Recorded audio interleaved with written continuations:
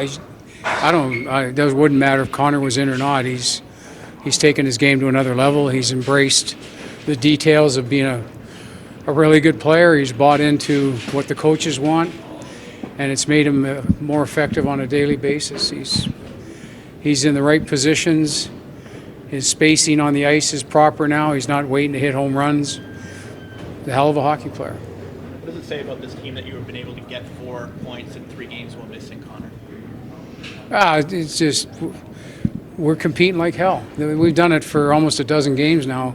We're competing as hard as we can.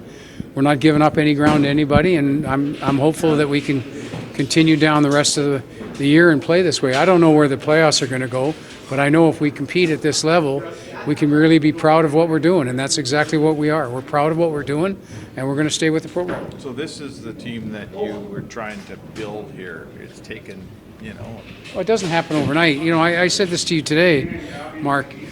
You don't get people to play for each other overnight. It takes time, and it takes a lot of pushing and pulling. And I've said this before, coaches get players to places they can't get to themselves. And the tug of war that goes on until they get to that place is hard.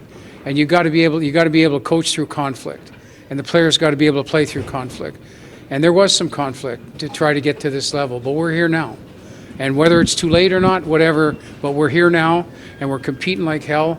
And my hope is that we continue down this path, because this is the path of growth that you can be competitive for years in. And if this is the way they're going to compete and support each other, you can be really proud of what you're putting on the ice every night.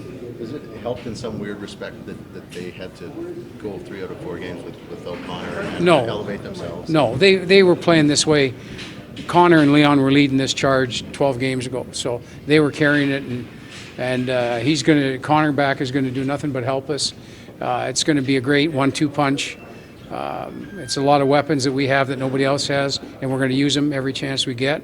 But these guys were dug in before this. This happened after we talked about it after that game, and it changed. And there was visual to go with it. It changed, and good on them. They've adapted and adopted a new strategy to play the game of ice hockey, and they're benefited because of it. Ken, what can you say about Mikko's performance in critical junctures of the game tonight? He's a go-to goalie. I mean, he's playing as well as anybody in the National Hockey League right now for us, which is a good sign.